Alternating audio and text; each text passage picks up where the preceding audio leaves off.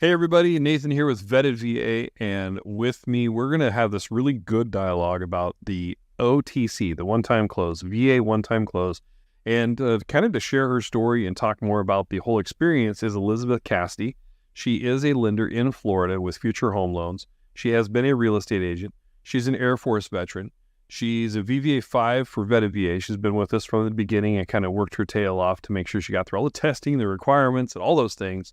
And it has actually become just a really great sounding board for all things lending and takes a really good approach at it from an analytical mindset. And as she finished, that wall behind her is brand new because they moved in like just a couple weeks ago. And she took this. Elizabeth, you took this from buying land to developing it to getting your building done to all the things. And honestly, we get a lot of questions about there's either not enough inventory or I can't find the house I'm looking for. I'm just going to build. And a couple key takeaways we want to cover down on. So, Elizabeth, thank you for joining and talking about this. And just to get this out of the way, we pre-recorded this. This is pre-recorded. However, if you've got questions, put them down below when you see this video because Elizabeth and I will be tagged in it. We will be checking back to see what kind of questions you have and engaging with you on those questions. So, but it is summer break. Kids are running around. I was like, Elizabeth, we better record this one just in case, right? I have 4 of them running around. I don't know how that keeps happening, but yeah. And a new baby that you're like, okay, well, I mean, she's almost 1 year old, but I mean, still. So I love it. Why don't you start us off? Like, tell me kind of some of your takeaways. Give us some more about you, where you're from, what you're doing, and what you have to share about this. Yeah, thank you. So as Nathan gave me all of that introduction, I am all of those things. I'm also an Air Force wife. So my husband served 12 years active duty and he's now in the reserves. And to make a long story very short, I got into real estate. And when I was in Phoenix, I served Neo-Luke Air Force Base. I didn't know anything from anything, but I tried and I learned on each transaction, got better, and quickly realized as much as I love the real estate transaction part of it, what I couldn't control was my mouth when I was showing houses, and I had very odd opinions and I was making people upset, not on purpose, but I was like, you know what? I'm really good at the transaction part. Let me stick to that. So fast forward several years, we moved to Melbourne, Florida. So the Space Coast where all the rockets go off all day long. And when my husband came home and said, I have an opportunity of a lifetime, I said, okay, hear me very loud and clearly. The next opportunity of a lifetime, you will be going by yourself. So yes, we will go to Florida. I was 7 months pregnant with our third. We came out here, looked. We were in a very, very rushed. We had just bought our dream house in Phoenix. So all of this was like super not great emotion. But we rushed and we had to buy a house. It was in the height of PCS season in 2019. So inventory was great. Rates were pretty good. Like everyone was churning for the same houses. So we bought, wonderful house in a great community, but we really downsized because again, we were pressed for time. And I remember shortly after my third daughter was born, I was driving again in a new town and I missed my freeway exit. And I ended up driving through the community that I built my house at. And I did not even know that it existed because I came across this community that was just the size of land that we wanted, but it was an actual neighborhood community. And I just remember driving through and I'm like, you know what? We're going to make this happen. Like, yes, it's a scary process, but the time is going to go by regardless if we stay where we are or we build the dream house. We have a home, we're safe, we're prepared now. Let's do it. Let's start the process. And at that time I had started my career in mortgage. So I had a little bit of knowledge on it. But I did not agree to ever be someone to facilitate that side of the mortgage until I had done it myself. I knew the other side of mortgage, so I knew how to be patient in certain avenues of it, but I didn't know all of the steps and procedures for building it top to bottom. And when we talk building, like Nathan, we're not talking building like you walk into a new build facility and you walk through the models and you pick one and they tell you, okay, we'll be done in 6 months. This is like the land was raw. There was probably snakes and everything else living on it. We had to go through every ounce of the process just to get permission to move a piece of dirt. So it's been a process. And obviously we have COVID that hit. And Right. so it delayed it. I mean, it took us about 2 years from the moment that I said, we're doing this, like we are doing this, to when we got to move in just this last month. That's awesome. Well, talk to me a little bit about this, because one of the questions that comes up pretty regularly in Veta VA, and what we encounter, the question is like, I want to build, I'm using the VA loan, it's 100% financing, build me a house. Yeah. The misnomer or the misconception is that the VA loan being 100% financing, you don't have any closing costs, or the closing costs can be paid by the seller. And that is true. In many cases, we've gotten that done. Yeah, we do that all the time. Right. But that's when you're buying an already built house or a spec home where a builder said, hey, I'm going to build a house and we're going to give you this closing credit. And really what that happens, you have someone to negotiate with. Like in that situation, you have a seller to negotiate with. When you're building your own home and there's no one that's selling it to you, even when you go and you build a new build, but with, again, like a development with the sales office and all of the upgrades that touch all of your, happy emotions about building a new house, that builder is still your seller. So they've already built it for their costs and you're still negotiating to sell it. That's why they'll give you, things possibly to help with closing costs or, incentives for upgrades. You don't have any of that when you do the OTC, the one-time close construction loan. One of the biggest worse is that you're negotiating with yourself more often than not, because you're like, well, I want this and I want this. And then you start seeing the price tags and realizing, oh gosh, I have to cover that, plus all the things to prepare to even break ground. And I think that's where you had your big aha moment you started telling people about. Yes. So the biggest thing that I very quickly realized is I had to cover anyone that's doing this process. You have to be mentally prepared to cover all of the costs associated with preparing for that build. And what I mean by that is a couple of things. The first one, and that's oftentimes the biggest misconception that I hear, is the land. Yes, technically, you can wrap the land into the financing. Find a seller that is willing to let you hold that land under contract for 6 to 12 months. That tends to be challenging. It's not impossible, but it tends to be difficult to find someone that's even okay with that. So we ended up having to purchase our land outright with cash. We actually used the proceeds of our previous home sale. We did sell that house that we owned, the dream house that we bought that I was just talking about. We ended up selling it. And so we used whatever proceeds we received from that to close on the land. So the land, that box was checked. But again, not everyone has that luxury. So if you start the process, you have to figure out, am I going to be able to find a seller that can hold on to their land under contract for anywhere from 6 to 12 months? Because sometimes that's how long it takes. The second thing that I was not prepared for was all of the proof to the lender from us, from the state, from the county, to prove that we are allowed to build on this piece of property. We're talking, and depending on where you are in the country, it will depend on what you have to prove. But for us in Florida, we had to prove what kind of wetlands there were, if any protected species had, made home on those wetlands. So, if you had specific kinds of turtles or snakes or whatever, like they could not be in that area to, if they were there, I couldn't disturb them. So we kind of had to back out and go find something else if that was the case. Everything that we had to do was we had to prove that the soil was valid or viable, if you would. So we had to get soil testing. There was a lot of testing that we had to do just to prove that the plot was good enough before the lender would even say, okay, we'll give you all the money through an escrow account to build on it. Like, we know that the lot is safe, structurally sound, and buildable. Those are the two biggest things right off the bat that I was like, oh, slap in the face, second slap in the face. Like, you need to find the land. You need to have the money to prove that it is buildable. And sometimes, depending on the builder, I've talked to a couple, depending on the builder, they may float the cost of that if they have a contract. Most of them won't, because they don't know that they're going to get paid back on it, and they have nothing to lien. So typically in a traditional resale, if you pay for an inspection and you end up not paying them, however you get away with it, if you don't pay your inspectors for the job that they did, they can lien your property. On a true construction loan, I don't have anything for them to lien. So they can't send me an invoice later and hope I pay it or lien the property because there's no structure to build.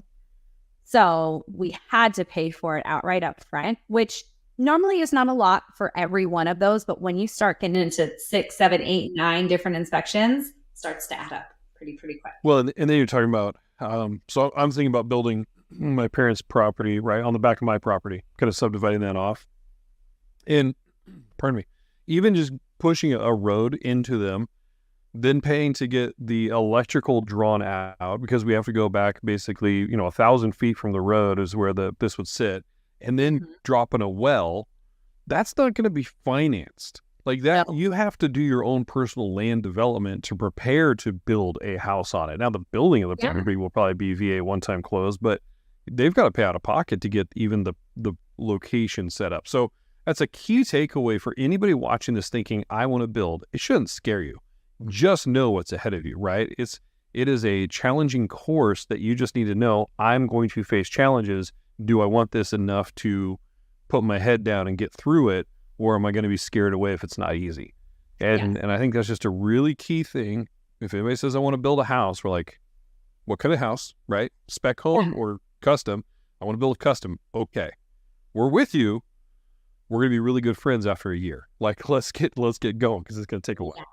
Oh, yeah. So how long did it take? Well, you guys found the land, you used cash to buy it. Then you had to go through all the, start from, now we have the land and we could start building if we could. How long was that process once you found the property? We bought the land in March of 2020, 1 week before we heard our first case of COVID. So, let's throw a little bit of grain of salt in this whole conversation. We also had a nationwide or worldwide pandemic that caused a little bit of delay on some things. But it's not even that it delayed us in terms of materials. Our builder was just very frugal in a sense where he kind of saw what was coming down the pipes and started mass ordering material, windows, trusses. He put those orders in play before we even had all of our escrow funds available. That's a really good, loyal builder. And I hope, my biggest wish is that everyone finds a builder that way, but they all won't be able to do that. So we closed on that land, I want to say the second day of March in 2020. We did not move in until, no, I'm sorry. It was 2020. We did not move in until April of 2023. So 3 years, but it took us a year to get one prep. All right. So, yeah. And that's what I'm gonna say. So even if we didn't have COVID per se, you still would be looking at a 2-year window possibly, because that land prep and getting all the people out there to do that part. Now there are different ways and design. I guess I missed a big part of that. Yeah. That's what we designed our floor plan. Right. And that is a lot of, you can go onto Pinterest or you can go onto some of those websites and buy a pre-made floor plan, but it doesn't always mean that's going to work for your plot of land because your elevation, you have to look if you're in flood zones or different weather elements. And every time you have to go back to that year to ask them to rewrite it, it's just like anything. I'm not the only customer that they're working with. So every time I asked for a change, I probably was waiting about 3 or so weeks to hear back from them for the changes in the floor plan. And it also doesn't mean that I was making the right decision. There were sometimes I was like, hey, I want this change for this, this flow of bedrooms. They would do it. They send it back to me. And I'm like, yeah, no, I hate that. Go back to what it was. And then let's make another change. Let's try it again. So it was a lot of that kind of back and forth. Again, because my builder did not have any pre-made floor plans. So it was just one of those things where it's like, hey, what do you like? What do you don't like? I have nothing to go off of other than my research. So between prepping the land and on my floor plan, we were probably a 12-month process just for that. And at this point, all we had done on the property was dug a couple of pinholes, pull soil out from underneath and test the soil. Yep. And that was it. So the floor plan thing is actually really key. There's a couple simple ways I think to speed that up for people to some degree. One of the ways is, of course, go on Pinterest or go look around, find some floor plans that are out by major builders, that things that you're interested in that they kind of have out in public. And then you basically, I don't have one handy, but the one for my parents we're talking about, that's what we did, And then I literally got to drawing with red. I put red all over that thing. I moved a wall, do this, do that. And then I found a local architect, right? And a local guy nearby that I found. I said, hey, can you CAD this, put this on a computer-aided drafting system, do the elevations for me? And I think like all in, he's doing it for like $1,000. It's not overly expensive when you're doing a custom layout, but you need that because then I have to give that to the builder so the builder can go, okay, now I know what to buy. I know what thickness of wall we're talking about. I know what our insulation we're going for, right? I know what our roof joists are going to look like. I know what kind of height or ceiling height. If you go 10-foot ceilings, you're talking about a different header on the walls than you are if you're just a standard 8.5 or 9 foot. If you try to go 11, 12, you got a whole other thing. Doors, right? And it impacts cost. So you have to basically pre-invest in yourself to put that design together to know, okay, this is what we want to build. Then the builder can say, okay, and it's going to cost you this much. Exactly. The lender is going to need the budget. The budget comes from the builder. The builder gets the budget from your designer. The designer gets the feedback from you as the client, and you are the person that puts the bill to start that domino effect with everyone. Correct. I mean, are you willing to share kind of all in what you were cash out to get even up to building? And because you did a VA one-time close, you're eligible, your husband's eligible, you did the VA financing, you locked it in, you got started. But I mean, how much, it wasn't free. How much money did you put up front? We were about $18,000 in between designing the floor plan. Now I hired a very specific kind of an engineer. My husband being the military man that he is, he basically wanted a bunker if, heaven forbid. So anyways, we hired a very, very specific kind of an engineer to design the property. That cost us significantly more than if we were to just, grab a floor plan from Pinterest or something like that. So, but we, did that. We had to do a lot of extra testing. In our case, we did have wetlands on our property. So we had to petition to remedy them. We had to have different kinds of surveys, different kind of environmental surveys. So it was all in about $18,000, not including the price of the land. Right. Exactly. So good caveat right there. Okay. What would you have learned? Now that's not maybe the right question. Now that in your position as a VVA5, as a lender in Florida, where just like California or just like Texas and Alabama and Arkansas and Mississippi, like these southern states are starting to pop more with VA lending, especially building. Mm-hmm. What's the first thing you would say to somebody who calls you going, hey, I want to build my own house? And you're like, okay, you need to know this. I say 2 questions. What kind of time do you have? Because if they're like, Lord, we have to get out of this rental in 6 months. Oh, you don't have time to do this. I can just tell you, just with the state approvals alone, you don't have time. And you never want to be in a position where you rush a builder to finish a home. Now, there are some builders, nationwide, super large builders. I don't know what kind of, rights we have on this podcast to say names, but there are some very, very large builders that have their own subcontractors that just crank out neighborhoods consistently. And those builders have a little bit quicker timeline because they have their same people that suit up every single day, show up to the job site, and they're like, okay, today you're working on house A, tomorrow is house B, next day is house C. You don't have that when you're building your own private build. You are waiting in line. You don't know how many other, jobs those contractors are working on for other people. So you just wait in line for things like that. The first thing I always ask them is, how much time do you have? If they tell me anything less than 18 months, I'm like, well, you need to really talk about this, because unless you've done all the other things I'm about to tell you, probably 18 months is cutting it close. And we have the conversation like, hey, look, the time's going to pass either way. It's going to go by. Whether you're starting the build process or you're not, it just depends on what's important to you. And the second thing I asked them is, how much money do you have set aside for this? Now, while there are options in the financing to essentially get paid back, if you would, for some of the money that you put up front for some of those inspection costs, because that is built into your budget. You can get paid back on some of that, but at some point they're going to cap you with how much money you can use. So it's kind of you rob Peter to pay Paul, if that phrase is appropriate to say. I could have either gotten paid back for the inspections and then just paid some more money for some of my upgrades that I knew I had gone over budget on. Don't tell my husband. Or I could just say, okay, forget it. Like, keep the money that I paid for inspections, just keep more of my budget loose so, I can upgrade my tile and things like that. So I asked them, time and money, because those are those things you're going to need pretty consistently to do this whole process. So talk about the builder too, because the builder has to be VA approved before they will get authorized to, basically the builder applies to be approved. The builder has to get approved. The VA will then validate they're approved. The lender will then validate. Like, how does that work with a builder? Finding a builder, processing that process, all of it. So I didn't ask my builder if they were VA approved because I knew how to get them approved. I was looking at I number one wanted to know if they ever had any litigations against them. Like, did you ever get sued for essentially raking people over the coals? Because that is the fastest way to be not approved by the VA. Mm-hmm. Builders oftentimes don't know if they are or not approved because it's not like the VA sends you, an envelope with somebody that says, hey, congratulations, we're no longer going to allow you to build homes for the VA. They just essentially log it in their system, and you don't find out until you go in to try to start another build that, hey, you're actually in trouble and you're not approved. So they're not forthcoming with that information. They just lock it down in their site.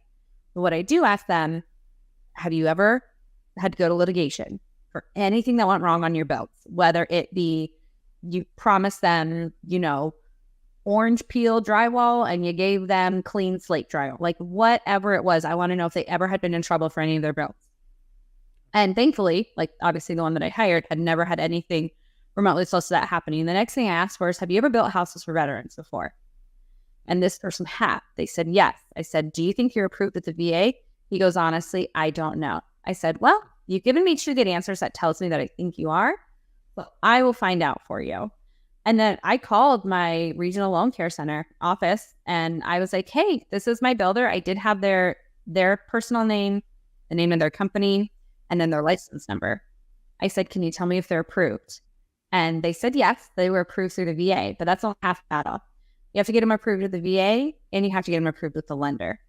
Yep. So after I knew that they were approved from the VA, because I'm in this industry, I knew where to go and what documentation to pull to prove that they were approved. Then I sent it to the lender that was writing the mortgage and I said, hey, they're already approved with the VA. Can you just get them plugged into your system? And it wasn't that difficult, but if you go straight to a builder and say, hey, are you approved with the VA? They're not going to know. Like, unless they only build in super populated VA communities where they're constantly reevaluating their documentation with the VA, they're not going to know if they're approved or not. So that's why I asked them, have you ever gotten in trouble? And have you ever built for a veteran before? Because they'll know if they're building for a veteran. Veterans normally are not shy to tell people serve in the military at some point. Thankfully, my guy said yes to the veteran part, no to ever being sued. So I figured it's good. Well, I think those are really good takeaways. Going through once the building starts, you've already gotten your approvals done with the lender, the cash is released, the building started, and then it's just a matter of time to get the building done. I think you address that well and say, look, when you're not doing a spec build or a master plan community, you are in line. So your contractor, your builder is going to have subcontractors that they love working with. They trust them. They don't have to go back and get stuff fixed all the time. And quality work takes time, and it's usually under good demand. And so yeah. I think it's appropriate to say, also, well, when you're waiting for your house to get framed, it may take a little longer than across the street or down the way when that master development plan is going up like lickety split, because you're getting really good craftsmen coming out to do the work. And so they will wait for the subcontractors because 2 reasons. Because I'm curious by nature. I'm nosy, my husband says. So I asked, I'm like, why are you waiting for this one specific contractor? And my builder says, I guarantee you I will pass inspection on the first time because they will be in charge of this part of your build. And now our inspection, once they break ground and start moving, they have to get inspected to show that the lot was properly cleared, that, your lot was packed, the foundation padding was packed in correctly. Even though it looks like they could just mow the grass and start building, they still have to, pack in that ground and make sure that they're ready to build a house. So every single phase of that build has to be essentially approved, for lack of better words, with the county. They have to come out and make sure that they're doing the job correctly the first time. There was not a single failed inspection. It took a little bit longer, but he said, had we failed inspection, number one, it would have eaten into your budget because you have to pay them to come out and inspect again. And we would have to have paid them to come out and fix the work. It also saved us on time because I didn't have to turn around and wait in line a second time for the subpar contractor to just come back out and finish again. So it was worth it to me to wait. That's, an ounce of prevention is worth a pound of cure, right? Mm-hmm. That idea that a little bit up front, that investment is going to be so much longer, even though it's like, come on, just finish. And I know you, and I was kind of, we became friends. I'm with you through this whole journey and you're having the baby and everything. And it was like, I was itchy the last 90 days. I'm like, it looks done, please. They're like, yeah, but it's let me in. I love it. Okay. Well, hey, like we talked about at the top of this video, if you have other questions, if we didn't cover something or something that Elizabeth did say kind of sparked another question, put it in the chat or the comments below this video. Let's just talk about it because I think that your questions will help answer others. And I'm happy to say that VETA will release a course in August about the one-time close for all of our veteran members and available publicly. So if people are trying to figure out how this works, we've got an entire course put together that we're going to be releasing to the general public here very soon to help you understand just the impact overall of that. So Elizabeth, thank you so much. I really appreciate you taking the time to talk to me about this. Yeah, it's important. It's awesome. So I appreciate the time. Awesome. Of course. Well, with that, I wish everybody a great day and we'll look forward to engaging your questions.